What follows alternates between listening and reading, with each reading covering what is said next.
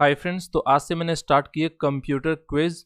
और ये computer quiz का पहला वीडियो है जिसमें मैं जो बहुत इंपॉर्टेंट क्वेश्चन है डिफरेंट डिफरेंट एग्जामिनेशन में काफ़ी बार पूछे गए हैं और जिनमें बच्चे सबसे ज़्यादा कंफ्यूज होते हैं उन क्वेश्चंस की सीरीज़ में बना रहा हूँ।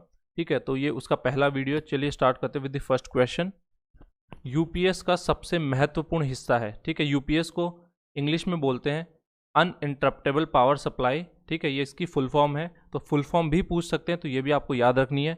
यूपीएस यानी अनइंटरप्टेबल पावर सप्लाई। तो यहाँ पे जो इसका सही उत्तर हो जाएगा वो हो जाएगा बैटरी। बैटरी जो होता है वो यूपीएस का सबसे महत्वपूर्ण हिस्सा होता है। तो मैंने इसका एक्सप्लेनेशन भी दिया है, तो आप व्याख्या सहित इसको पढ़ सकते हैं ताकि आपको अच्छे से ही याद हो जाए। तो यूपीएस का मतलब होता है अनइंटरप्टेबल पावर सप्लाई, एक ऐसा विद्युत उपकरण जो इनपुट पावर स्रोत या मुख्य शक्ति के विफल होने पर लोड को आपातकालीन शक्ति प्रदान करता है। ठीक है, लोड को आपातकालीन शक्ति प्रदान करता है। और इसका जो सबसे महत्वपूर्ण भाग होता है वो बैटरी होता है। ठीक है, तो ये 2 पॉइंट आपको याद रखने, ये दोनों पॉइंट आपको याद रखने। सेकंड क्वेश्चन पे चलते हैं। ये आरएस 2004 में पूछा गया प्रश्न है।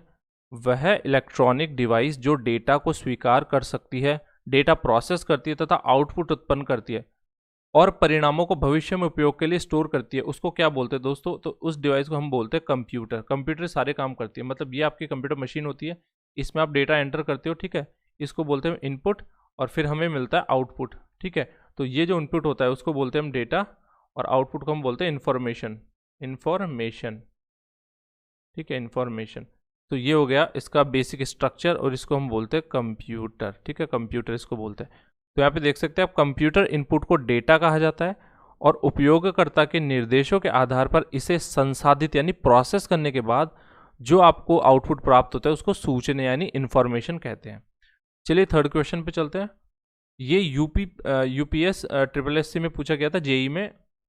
इसमें क्या पूछा गया? कंप्यूटर के मुख्य भाग है। तो दोस्तों इस एग्जाम के हिसाब से मैं आंसर दूंगा।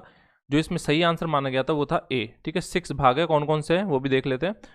तो कौन कौन से 6 इंपॉर्टेंट भाग होते हैं कंप्यूटर के? एक आपको होता है मदरबोर्ड, फिर होता है एक सेंट्रल प्रोसेसिंग यूनिट यानी CPU, random access memory, read only memory, hard disk and आपका हार्ड डिस्क और सॉलिड स्टेट ड्राइव एसएसडी बोल सकते हैं, या फिर सॉफ्टवेयर। ठीक है, तो 6 इंपॉर्टेंट भाग होते हैं किसी भी कंप्यूटर के।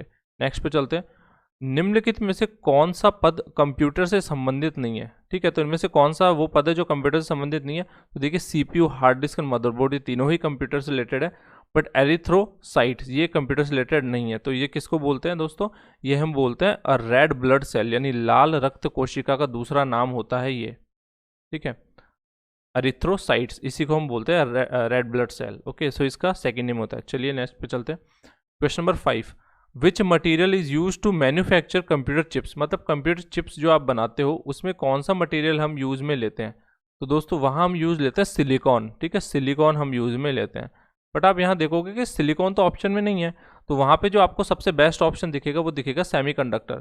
ठीक है, ये यूपीपी कंप्यूटर ऑपरेटर एग्जाम में पूछा गया प्रश्न है। मैंने इसको इसलिए इंक्लूड किया है ताकि आप इसमें ऐसे प्रश्नों में कंफ्यूज ना होवें। यहाँ पे आपको सेमीकंडक्टर राइट आंसर लगाना है। अगर सिलिकॉन नहीं दे रखा तो सेमीकंडक्टर इसमें सही आंसर है।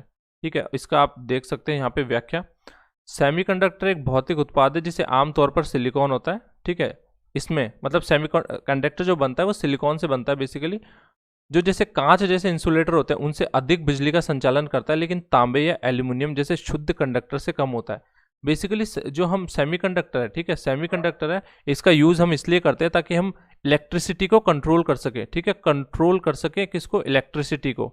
ठीक है, और इलेक्ट्रिसिटी कंट्रोल करने से ही हम क्या करते हैं?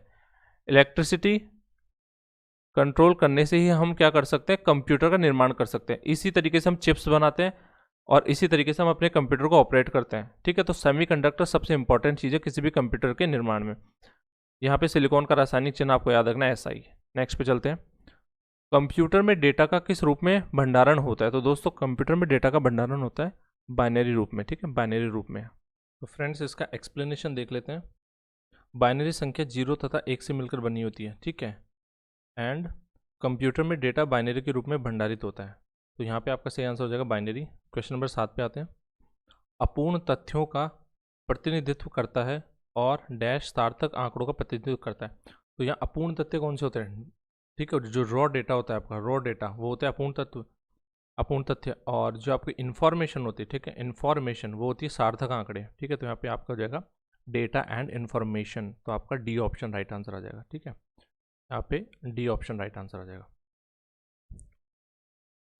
ओके, तो 8th क्वेश्चन है, who is considered to be the father of modern computers. आधुनिक कंप्यूटरों का जनक किसे माना जाता है। इसमें बहुत ज़्यादा कन्फ्यूजन होती है बच्चों को कि या तो चार्ल्स बेबेज आंसर आएगा या एलन ट्यूरिंग आएगा। तो यहाँ पे जो आपका आंसर आएगा दोस्तों वो एलन ट्यूरिंग आएगा, क्योंकि इन्होंने ट्यूरिंग मशीन बनाई थी, ठीक है, ट्यूरिंग मशीन। और यही वो साइंटिस्ट है जिन्होंने वर्ल्ड वॉर सेकंड जिताया था, यानी ब्रिटेन के साइंटिस्ट थे। और वर्ल्ड वॉर जो सेकंड था वो यूरोपियन जो आपके कंट्रीज थी, लाइक ब्रिटेन थी, फ्रांस थी, इनको जिताने में, जो वॉर जिताने में मदद करी थी वो एलन ट्यूरिंग ने करी थी, ठीक है। एलन ट्यूरिंग बहुत बड़े साइंटिस्ट थे। चार्ल्स बेबेज थे, उनको मतलब कंप्यूटर का जनक कहा जाता है, उन्होंने फर्स्ट कंप्यूटर बनाया, ठीक है, उन्होंने एनालिटिकल इंजन बनाया, चार्ल्स बेबेज ने। सो अगर आपको आधुनिक कंप्यूटर का जनक पूछे तो आपको एलन ट्यूरिंग देना है, और अगर एलन ट्यूरिंग ऑप्शन में ना हो तो आपका चार्ल्स बेबेज भी सही आंसर रहेगा, ठीक है। कई क्वेश्चंस आपको ऐसे दिखेंगे जिनमें आधुनिक कंप्यूटरों के जनक में भी चार्ल्स बेबेज को रखा गया, तो वहाँ पे ऑप्शन में एलन ट्यूरिंग नहीं होगा, ठीक है। तो यहाँ पे और डिटेल देख लेते हैं। So father of computer is Charles Babbage, ठीक है, father of computer. Father of modern computer is Alan Turing, and father of internet is Vint Cerf, ठीक है। ये 3 चीज़ें आपको याद रखनी है। नेक्स्ट पे चलते हैं। इन्फॉर्मेशन सिस्टम में अल्फा न्यूमेरिक डेटा सामान्यतः क्या रूप लेता है। तो दोस्तों ये नंबर ऑफ अल्फाबेटिकल कैरेक्टर्स को लेता है। देखिए, तो अल्फा न्यूमेरिक का मतलब ये होता है जिसमें कंटेनिंग और using both number and later, जिसमें वर्ण और संख्या दोनों का प्रयोग है, उसको अल्फा न्यूमेरिक बोलते हैं, अल्फा न्यूमेरिक डेटा, ठीक है। आज का फाइनल क्वेश्चन है, अपने कीबोर्ड के केबल को आप कंप्यूटर के किस पोर्ट पर लगाते हैं। तो दोस्तों हम इसको लगाते हैं यूएसबी पोर्ट पे, ठीक है। तो यूएसबी का पूरा नाम होता है यूनिवर्सल सीरियल बस, इसको हिंदी में यूनिवर्सल सीरियल बस बोलते हैं। यूएसबी का उपयोग मूल रूप से कंप्यूटर और इलेक्ट्रॉनिक उपकरणों के बीच होता है। यह data transfer, networking, power supply या कम्युनिकेशन के लिए यूज़ किया जाता है, ठीक है। तो ये आज की आपकी क्विज समाप्त होती है। नेक्स्ट में मिलेंगे नेक्स्ट क्विज में, तो तब तक के लिए धन्यवाद।